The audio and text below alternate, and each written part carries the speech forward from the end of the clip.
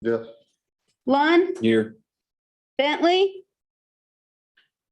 Holmberg, Here. Okay, item 3, city council minutes, January 10th. Move to approve. Brooks, Abstain. Kushner, Yes. Lund, Yes. Holmberg, Yes. Okay, item 4, adoption of the agenda. Move to adopt. Brooks, Yes. Kushner, Yes. Lund, Yes. Bentley, Holmberg, Yes. All right, item 5.1, first reading of an ordinance authorizing city manager to enter into a memorandum of understanding between the city of Warrensburg and Johnson County for assistance with criminal investigations. My apologies, I'm tripping over words. I assume Danielle, since Andy's probably busy.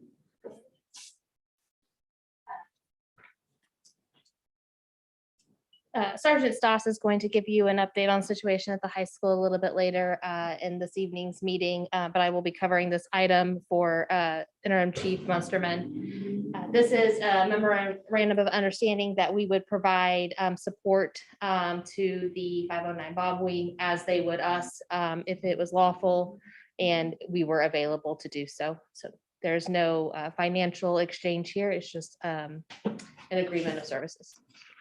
Happy to answer any questions. Oh, wait, sorry, I apologize.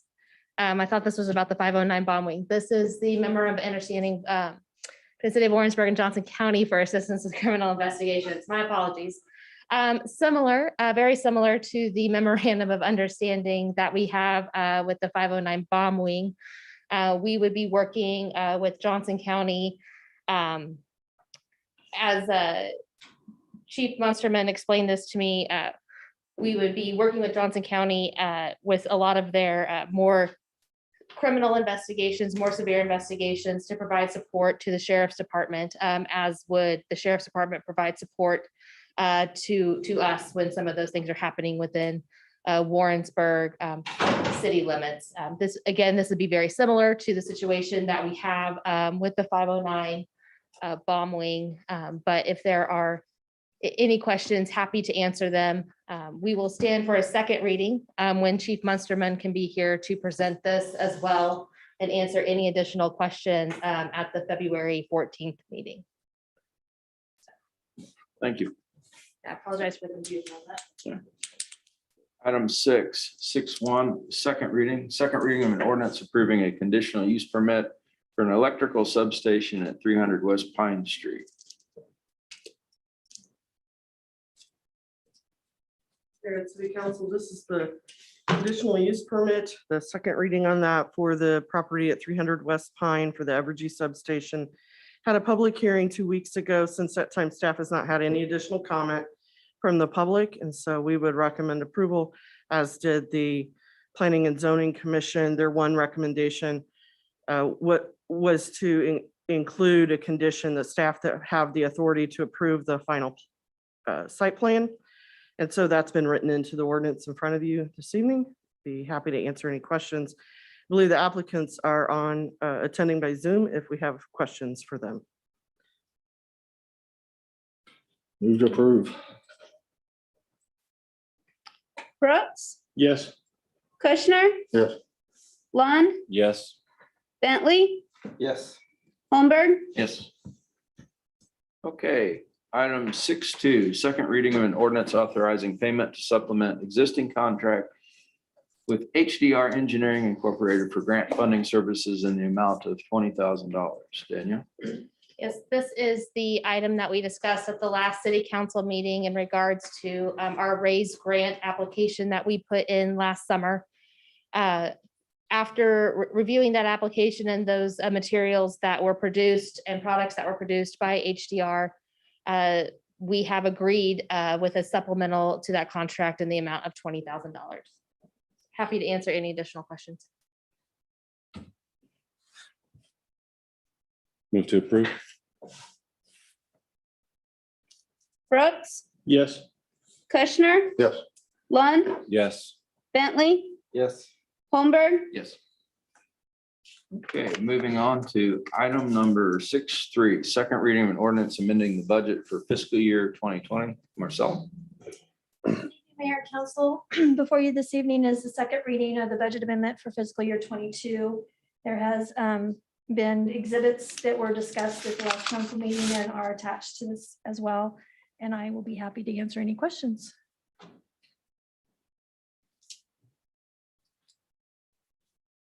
Move to approve. Brooks, Yes. Kushner, Yes. Lund, Yes. Bentley, Yes. Holmberg, Yes. Okay, item 6.4, second reading of an ordinance authorizing the city manager and city clerk to enter a memorandum of understanding with the 509th Bomb Wing for support services. Yes, so this is the memorandum of understanding we covered at the last city council meeting. Again, very similar to the one that we just heard with the help with assistance with the criminal investigations with Johnson County. This would just be if we were available, that we would come in and help Whiteman, or Whiteman would come and help us if they were also available. Move to approve. Brooks, Yes. Kushner, Yes. Lund, Yes. Bentley, Yes. Holmberg, Yes. Okay, moving on to item number 7, appearances to the council not listed on the agenda.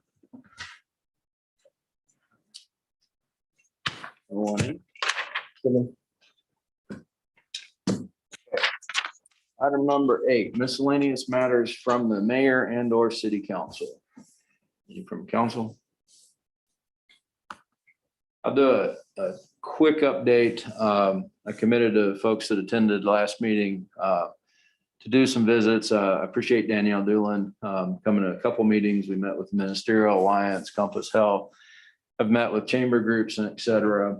Have not developed any specific feedback yet. I will call each of you as we go, but I will tell you that Thursday, Suzanne Taylor, the director of the chamber, my apology, let me start over. Suzanne Taylor, the director of the chamber, and myself met last Friday, and she scheduled a follow-up meeting with about 6 folks next Thursday. And we're going to try to do some working recommendations, and very appreciative that the chamber's leading, which is kind of what I want, is a collective group, not necessarily just a city on. I did share with the chamber director and told her, please distribute the ordinances that Danielle was kind enough to send me, because many of the things that we heard were violations of ordinances. And so just kind of an update for those folks on Zoom, and for council, no specifics at this point. As things develop, I'll reach out to folks and we'll go from there. Any questions? Okay. Again, thank you, Danielle, for taking quite a bit of time, actually, last week to help. Director of Finance report. Good evening. This evening's finance report it talks a little bit about front staff that does a great job in meeting our customer needs and the challenges that they've had with the phone system, which has gone pretty well in my opinion. And the InterGov, which is one of our permitting systems, which Barb could probably elaborate on as well as some of our challenges with that software. Then the 22 budget is running right on target, basically. And the January sales tax that we received the first of the month is the first sign of a slight pause. I use that word very carefully, because the state distribution and that sales tax is really a factor in how that is reported to us. And so, but I think overall, we're definitely managing budget well, and revenues are coming in as expected, if not a little bit better. Okay. Item number 10, city manager report. Yeah, I think at this time I would like to invite Sergeant Stoss up. Okay. And I have a question on yours at some point.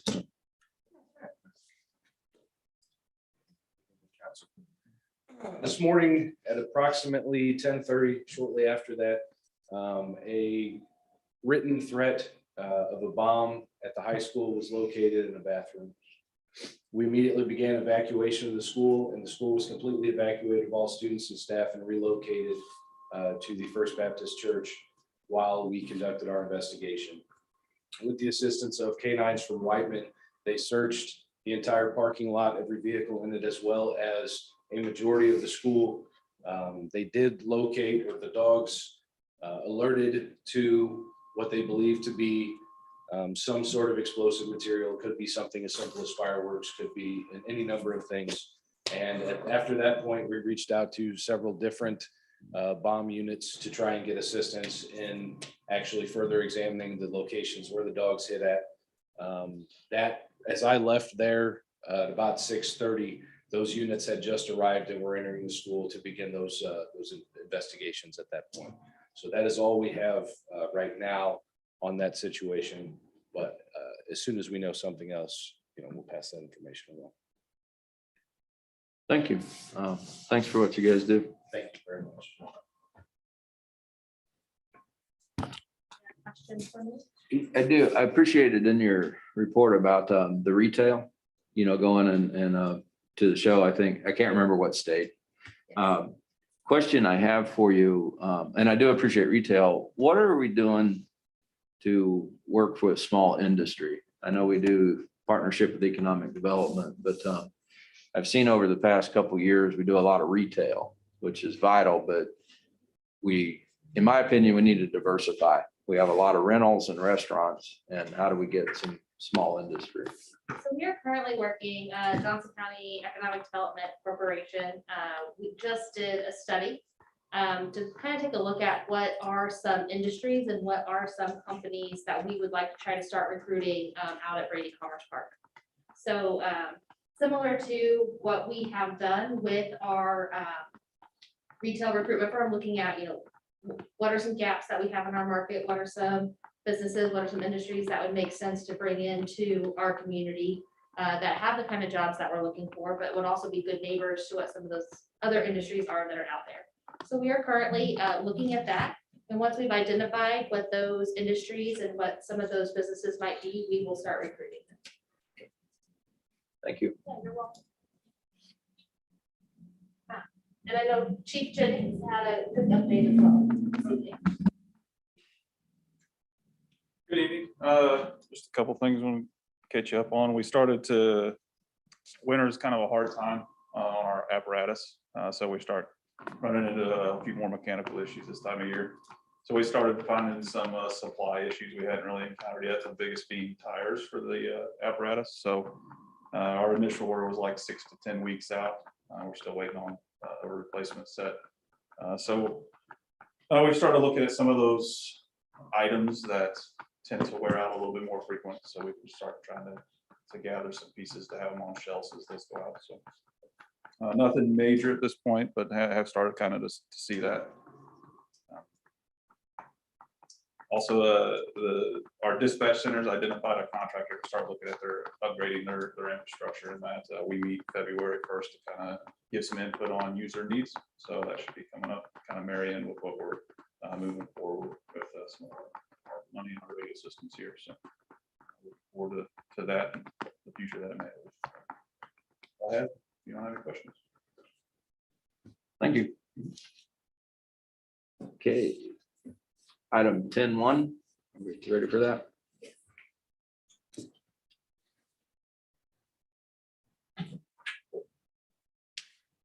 So I've prepared this presentation this evening after discussing this with just staff. So as you see this information tonight, this was put together by staff. We've not reached out to the public, to any of these businesses that we're going to talk about as we get into this information. You all will be the first to see this. I have worked with Jeremy Van Way in the fire department, as well as Brett Penrose, building official, and Justin Wine, building inspector, on what you're seeing here this evening. So when we look at the American Rescue Plan Act of 2021, I'm going to set the stage a little bit. The city receives approximately $4 million in that, and we're looking at setting around $500,000 aside for what we're calling code compliance grants. And those would be awarded to local grantees. We're going to talk in detail here in a minute, but we're considering 3 possible funding targets, 3 areas of funds, types of grants that we would award. Grantees will need to be able to demonstrate either a loss of revenue or a negative impact on their business due to the pandemic, or as a second, totally separate, they could show that the work they're going to do would improve the city's stormwater infrastructure program.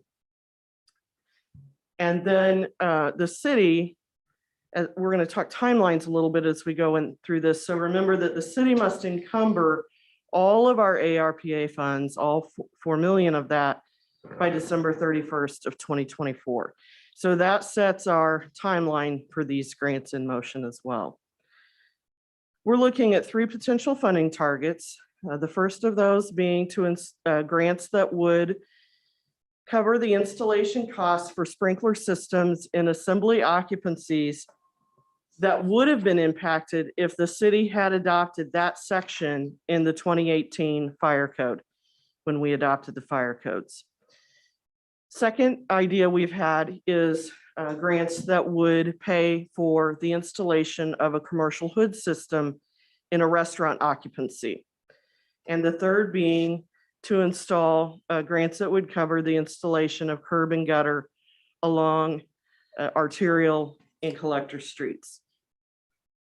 So getting into the details of the first one, the sprinkler systems, again, recall that those businesses that would have been affected by that piece of the 2018 fire code had to be, it applied to assembly occupancies, A2 occupancies within the building code.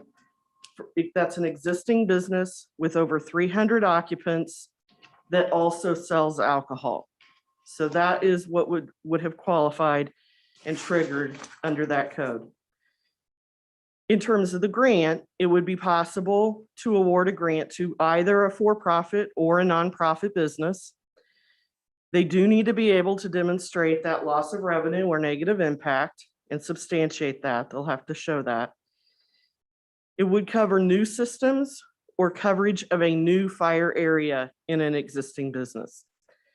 And staff is considering the maximum grant at $150,000. Everything we're talking about tonight, though, is entirely changeable with the exception of demonstrating loss and impact. So as you have feedback for us on any of this, please let us know, because we're very early still in defining these rules. The second type of grant target would be a commercial hood system installation. Oh, I should back up. So on the top right there, you see businesses that staff thinks at this point could benefit or apply for one of these grants. A lot of those are the same that you saw in 2018. Elks Lodge, Bodie's, American Legion, Players, Downstairs, Heroes. They did some changing of the configuration and their seating at the time, but this would give them the flexibility of changing that back if they wanted to. The district, a portion of that is still in sprinklers, though they have done the part they remodeled. And Woodchucks, which is the new axe throwing business downtown, it would allow them to do some reconfiguration. Right now, they are not required to have that. And we, this is just a what if they wanted to change their model in the future. So for commercial hood systems, again, it would be a restaurant use. This one would be a for-profit business, able to demonstrate the loss. And because these are much cheaper systems, but still expensive, I don't want to underestimate that. Maximum grant looking at about $20,000. Businesses that we think might be interested, many of these do not require it right now because they've intentionally made decisions about their menu that does not create grease-laden vapors. This would allow them to make different decisions if they wanted to in regards to their menu. So again, right now, they're not required to have it. It would give them some flexibility going forward if they wanted it. Myers Market, Blackadder 2, Old Drum Coffee House, La Souterre, Java Junction, Green Truck Bakery, Bodie's, 118 Cakery, Oregon Woodchucks. And finally, the third target is installation of curb and gutter. Here we would be looking at commercial uses along an arterial or collector street, for-profit business. This is the one where this would show improve the infrastructure for stormwater. They would not have to demonstrate the loss due to the pandemic, a loss of revenue. Maximum grant considering 50,000. Examples of arterial and collectors that don't have a lot of curb and gutter along them. What Holden does in some portions, does not in other areas, would be Young Street, McGuire Street, Holden Street, or Hale Lake Road. There are others, those are the big ones. Each grant would be an individual. We would enter into a grant agreement with each grantee. That would be a contract between that entity and the city of Warrensburg. It will set a dollar amount, a maximum grant award, and staff is recommending a 10% match. 2% of that could be in kind. So in kind in their grant administration, in their project administration. But 8% would need to be a cash match. Each grant agreement would have a specific scope of work because each grant is going to be very project specific. Each business is a little different. Every sprinkler system design is going to be a little different. The buildings are different. So we would have a specific scope of work. 3 to 5 milestones would be defined per grant. And then we would make percentage payments when they achieve those milestones. So it would not be where they front the full cost of the grant and then show us their receipts and we reimburse them. Given the amount of money we're talking about and the types of businesses and projects that we're talking about, we don't think a reimbursement grant would be very likely to be successful. I just don't think people would apply for that. If they've had an economic loss, they don't have an extra 150,000 sitting around for putting a sprinkler system in. So in each grant agreement, we would set out these milestones and the payment schedule, and they would receive money as they go. Building permit fees would be waived. That's what we've done as well with our facade grant program downtown. There would be a lot of these systems, obviously not the curb and gutter, but a lot of the sprinkler systems or hood systems can require an annual inspection to make sure they're being maintained properly. So we would want to know that those annual inspections by third party are being done correctly and on time, and that the city is being maintained. So we would look at doing a lien on the property going forward for a period of time to ensure that those systems are maintained until we feel that, we've reached a break even on that. Here's an example of a milestone in payments. So this was $100,000 grant. At the point, one of the milestones could be they submit their 3 bids. We signed the grant agreement. They get $20,000. All this prorated, they could front load their direct in-kind and cash match, but I would imagine it'd be prorated throughout each grant agreement will line that out. Milestone 2 might be getting the building permit issued, because at that point you've hired a contractor, you designed the system, you have the plans in place. So you likely need to make a payment to your contractor. That would be an additional $40,000 payment from the city. Milestone 3, it's not a lot to actually installing these systems. The work is done. You've passed your final inspection, presented your final invoices to the city. We can see that the contractor is done. We make final payment, and then they're free to make their final payment. That's just an example. As far as the project timeline, and this is very loose, because I don't know how long our discussion here with council and getting the materials together, but tentatively looking at grant materials being released in March of this year, awards, and then we go down, grant applications being due in June, grant awards being announced in August. Probably then 4 or 5 months to negotiate each of those grant agreements. Those signed by December of this year. That would give them about a year and a half to do the work in 23 and 24. We do have another code adoption cycle coming up in 2024. So we as a council will be faced again with that piece of the code in a set of codes that you are being asked to adopt. And then I imagine that we would need to have all of those grants agreements signed for the full 500,000 no later than probably about August of 2024.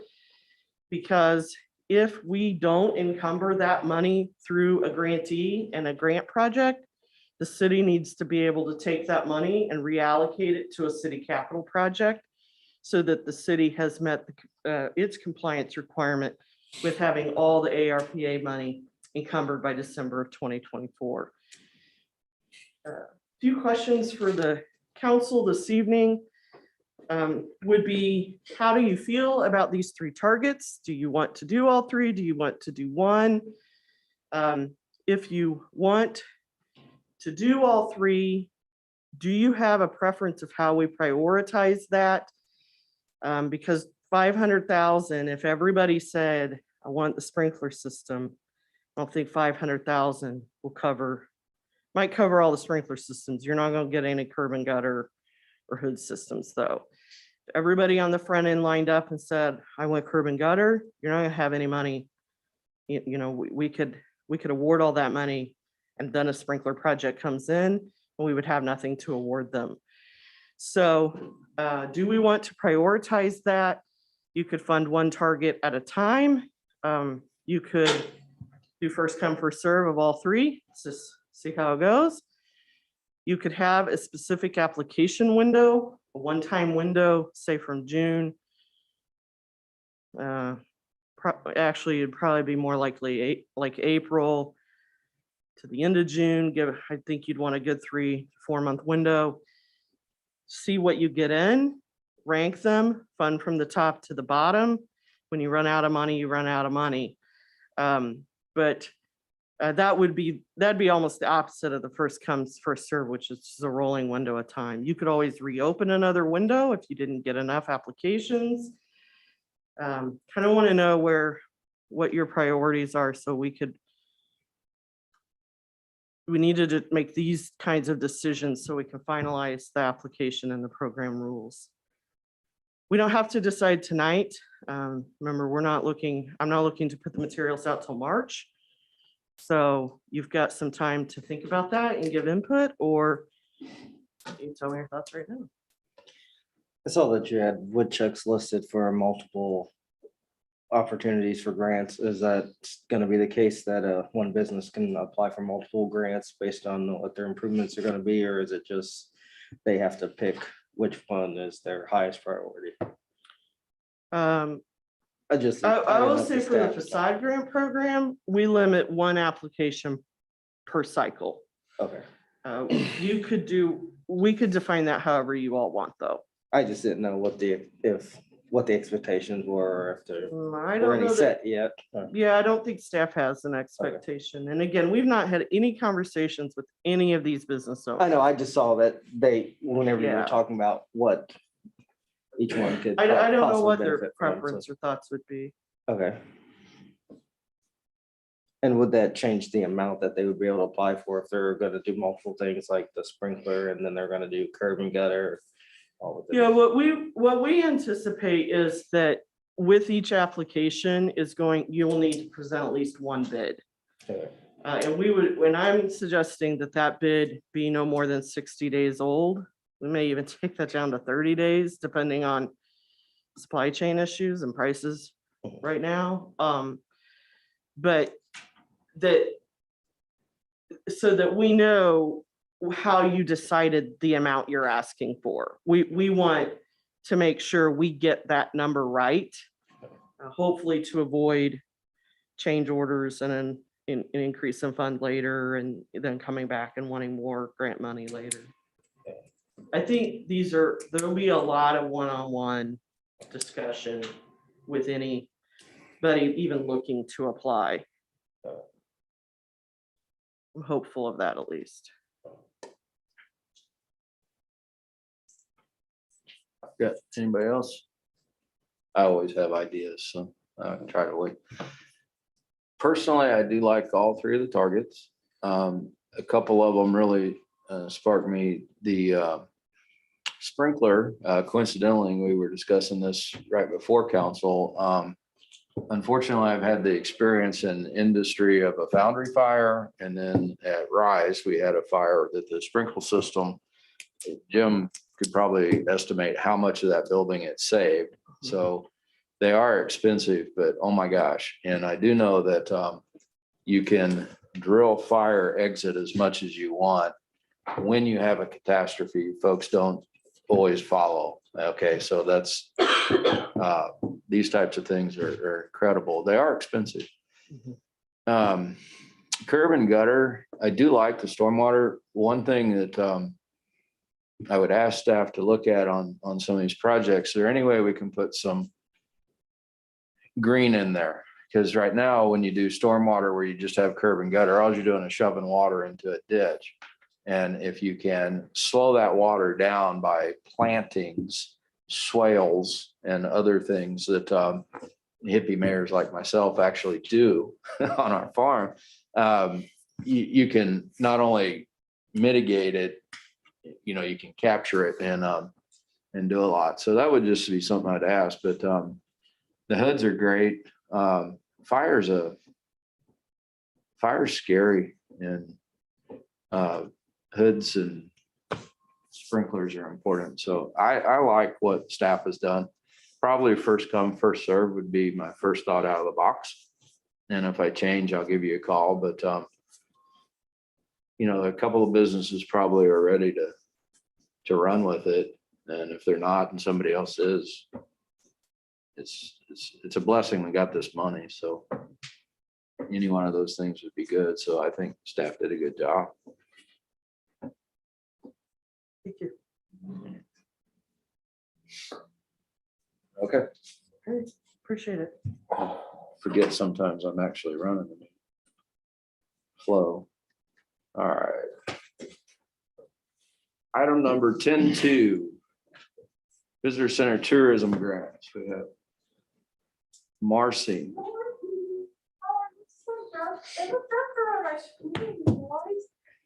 All right, bear with me. So we're gonna talk about the community grant program. Okay, so this is an existing grant program, so this is not new.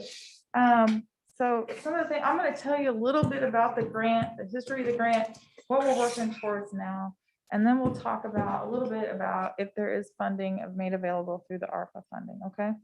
First off, who here has heard of the WCVB Community Grant Program?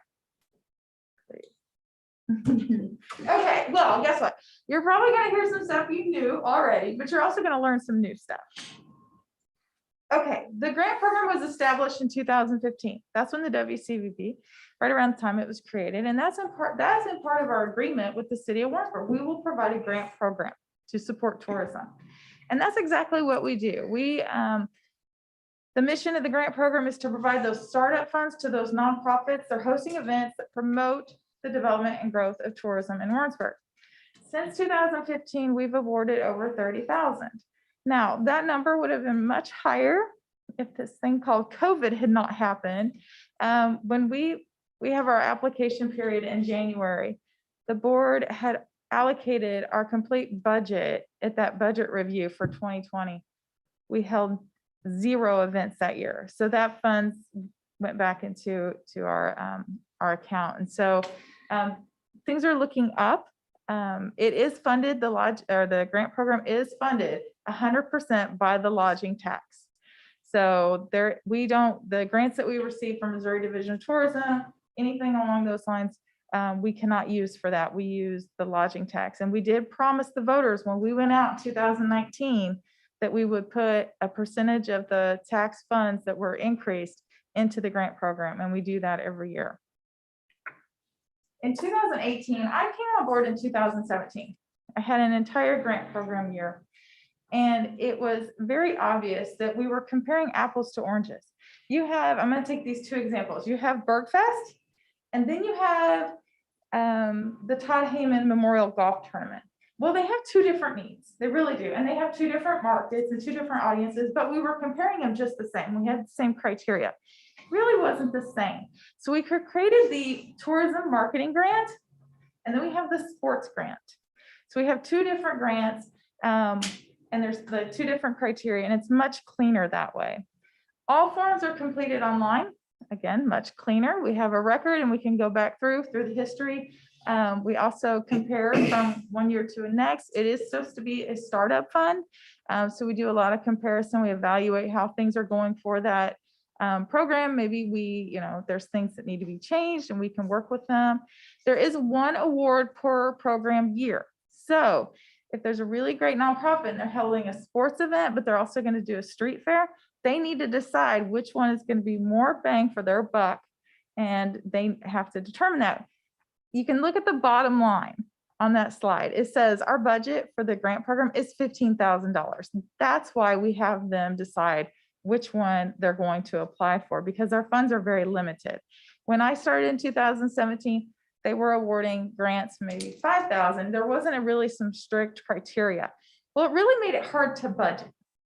And if you handle it that way and you don't have a maximum and you don't evaluate their budget and such, well, then if you allocate 5,000, but then we maybe hold on to another 3,000 because we think they're going to apply, but we're really not sure. It's really not fair to those that have put an application in for an event that you can really support. So we've got some criteria there. When an application is submitted, just a little bit about the review. We have a grant committee, and that grant committee reviews the application.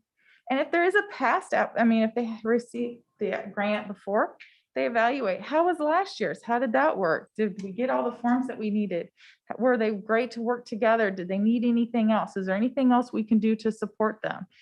So there is a really deep evaluation for these events, and they also learn more about the event. So on the application itself, it says, it asks the nonprofits, would you like to come and talk to the board about your event? Would you be open to doing that? And we've had several that have come in and talked to our committee because maybe they're a new event and the board wants to learn more about it. And we've had times where they've been at the table and maybe there might be a board member that's like, wait a minute, I think this might be a good idea. And that's just something else we can do to help support that event. So it's been a great opportunity to learn more. We have multiple application reviews throughout the year. So prior to COVID, I got really strict. I was like, we're going to have 2 review periods.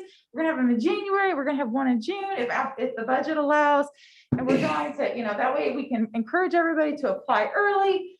Well, then COVID happened. You know what? The board, we want to continue the mission of the grant program, but we also want to be flexible. There's a lot of uncertainty. Back in 2020, 2021, and even this year, this grant is awarded to our nonprofits, and those nonprofits are volunteer. A lot of our nonprofits are volunteers in our area. Volunteers, maybe they're at a certain age, maybe they're just so unsure about what direction we want to go. And so we decided even then, in 2021, last year, we decided to open that up, have more review periods throughout the year, include that April review if budget allows. Now, again, if they allocate everything in January, well, we won't have those additional, but we haven't, last year, we weren't able to do that. We had those multiple review periods. So it's a good opportunity to continue to evaluate what's working for our nonprofits and not. We opened it up to 501c6s, and before it had been 501c3s. The finance department, city finance department is so open for my crazy questions of, hey, can we add them? And they contact the auditors for us. And so they've been very supportive with this grant program. I'm going to tell you a little bit about the tourism marketing. Again, eligible 501c3s, 501c6. This is a reimbursement grant. So we work with them. We on the budget or on the application, it asks for their budget. It also asks for their marketing plan. Tell us a little bit about your event. So that way we can get a feel of the event. And again, see where we can help maybe in other ways besides just the grant program itself.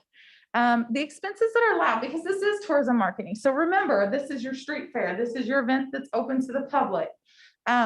We asked them to market the event outside Warrensburg. So, maybe an advertisement in the Star Journal isn't going to hit the target audience, but they have a lot of options that they can do. They can do print, they can do digital, they can do radio. We don't tell them what specifically they have to do. They know their audiences, but we do ask them to submit, where they submitted the ads, who they utilized, what areas that they hit. So for example, if it was a Facebook ad, they would say, this was our audience, this is who we hit, this is how far we ran it, or how long we ran it. And so they provide that information. They have to show that they are trying to pull from the outside our area. So they have to show that, hey, we have this event. So I'm just going to use Bergfest as an example.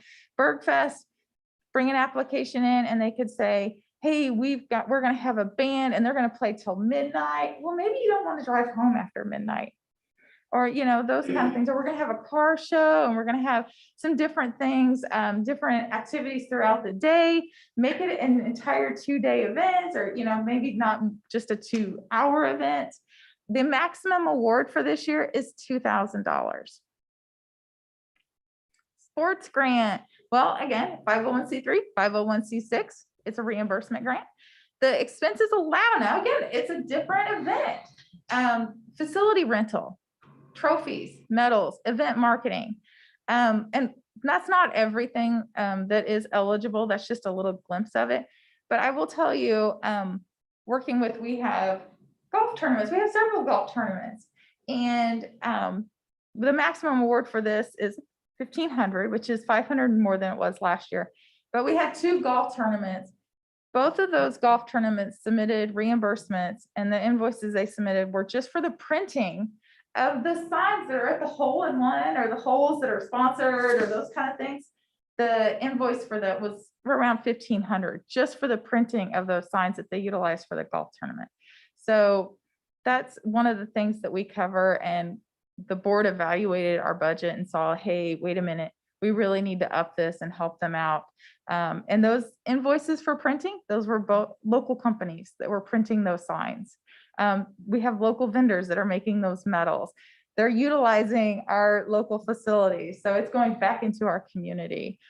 And we ask them, hey, because this is tourism, the mission is tourism. Show us where you're pulling in folks from the outside. Show us that you're going to be utilizing the hotels, bed and breakfast. Show us you're using our lodging.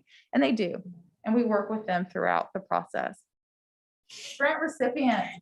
I know you're going to recognize several on that list. This is not a complete list. This is just a glimpse of, but you can see the different, we have a variety of different events. We have our local nonprofits, but then we also have the Missouri Special Olympics. They utilize the multi-purpose in October 2019, and I'm trying and begging and pleading to get them to come back. Missouri Gymnastics, we had them for 2020. They were going to utilize the multi. Fortunately, they had to cancel, and we're working with them to try to get them to come back. So there is a wide variety of local and different events. So if we were to receive ARPA funding, we would continue the grant program that has been established, but we'd also be able to do some really great changes. Increase that maximum amount awarded. As I told you about the printing for the golf tournaments, for the signage for the holes, it doesn't go far. The $1,500 goes just like that. And talking to those nonprofits, I wish you could hear some of the things, some of their ideas for their events, but funding is just holding them back. And so if we could increase that amount, that would be incredible for them, because a lot of that funding goes right back into our community. And a lot of these events are attended by residents or their family or those that they bring in as well. So these events are kind of multifold. They bring our visitors, but then they're also something great for our residents to utilize as well. The increasing in the amount would lead to more events and new events. There's a lot of nonprofits that are on the fence. Do we not? This could be the deciding factor to get them to do it. I really, truly believe if the funding was a little bit more, just a little bit more, we could get them off that fence and get them excited again to hold their event. We've always talked about, but we just don't have the funding. You saw the $15,000 to do a grant that would be for projects. Okay, so those projects would be something to enhance the visitor's experience while they're in our community. I'm gonna make this up, but I would hope that if we were able to have a grant for projects, this would be something that we would see come across our table. Talking to the Johnson County Historical Society, Bruce Schuler, the president, we talked about signage. If you go out to the Historical Society complex, there's no signage. There's signage maybe on the door to the library, but if you were to come and they're closed, you wouldn't know the story of the one-room schoolhouse. You wouldn't know the story of, some of the different features they have throughout that complex. There is a sign that's in front of the old courthouse. But we were talking about maybe doing some signage, doing a QR code so they could learn more, and have that really great experience if someone isn't there. That's a volunteer-based group. And so they have limited hours, and we want to encourage everybody to go up there and see that historical site that we have in our community. And that would just enhance their experience while they were here. Okay. So, all right, do you all have any questions? I've given you a lot of information. Our grant period is coming up, and it is the last Friday in January, which is this Friday. Today, I did emails out to groups to remind them to apply. I talked to 3 different groups. The 2 are past recipients, 1 is new. And that's different than I've already had 2 new groups that talked to me last week. So I'm really hoping that we see those applications come through. As Barb said, with the grant program that they're looking at doing, it's a lot of one-on-one. It's a lot of one-on-one for our grant program. I sat with them, I talked to them through the application period, but then also afterwards, hey, how can we help? What do you need? Hey, we're going to reach out to all of our restaurants and retail that we have emails for and contact information for. That we're going to let them know that you're having your event, so they have a heads up that this event is happening in our community, so they know for staffing and inventory. Do you need community information bags? What can we get for you? What do you need from us? And so we do a lot of that throughout the entire process, along with giving them a list of, hey, here's some marketing opportunities in our area, but then also statewide. And a lot of those are free. So if you look at the Rural Missouri calendar or those kind of things, we give them those ideas and we say, what can we help you with? And we continue to ask that same question throughout their event. All right, I believe you guys. If I remember correctly, we had allocated 75 additional plus the 15 you just talked about. Yes. Yeah. And would it be utilized, it's like Barb said, till 2024. So we would do 3 years and we would use it towards those 3 grant programs. I like it. Very good. Okay, well, before I leave, because I don't hardly ever get to come up here and I have the little clicker, I want to give a shout out today because today is the day Star Journal's very own Sarah Lawson's birthday.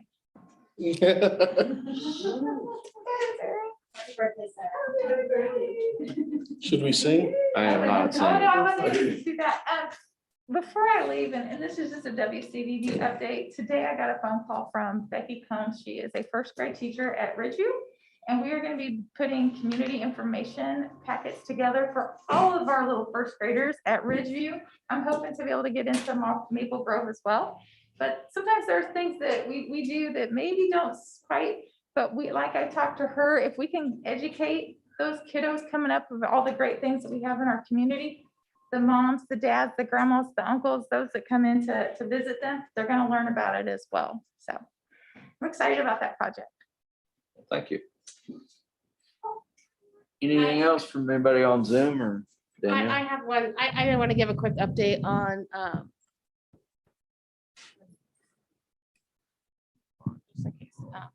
I just want to give a quick update on some other American Rescue Plan Act news. We did receive the final rule from the Treasury. The 2 big things that I want to bring to your attention is they provide additional guidance, included a lot more eligible expenses. The one thing that impacts us the most is rather than having to document that revenue loss standard, they have, or document revenue loss, they have created a revenue loss standard in that any community, they are just assuming that any community that is receiving American Rescue Plan Act funds has experienced up to at least $10 million in revenue loss related to the pandemic.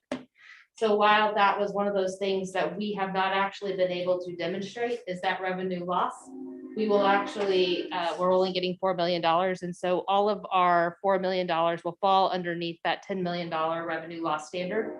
Therefore, any government services, for the most part, American Rescue Plan Act funds on. We feel very good about our projects that we put before you. We will probably see a little bit of a reprioritization in some of those projects, but not a whole lot unless you all tell us otherwise. The one other piece of information that did come out with the final rule is that they did add an eligible expense, and that would be funding for employees who experienced pay reductions or were furloughed. As you recall, we furloughed city employees in 2020 for approximately a total of 3 weeks. So we will be putting forward a recommendation to you all to pay those back paychecks for those who were furloughed. So a rough estimate of that will probably be around $100,000. Again, quick update on the American Rescue Plan Act funds. We did have approximately $4 million that was allocated to us. We have committed $1.3 million for public safety radio upgrades. And then we also spent another $600,000 in upgrades out of the wastewater treatment plant. So it goes quick. it goes quick. $4 million doesn't last very long, but we do think that with this new, I know governing body, I think almost every single one of you had reached out and asking if there was anything that we could do for our city employees. And when we were talking about that premium pay, and we knew that we could not do anything with premium pay, but this new guidance will allow us to do some back payment on those furloughs. That's good. That's all I have this evening. Anything else for out in the room? Nothing on Zoom? Okay, with that, I'll adjourn the meeting. Yeah, 10 minutes.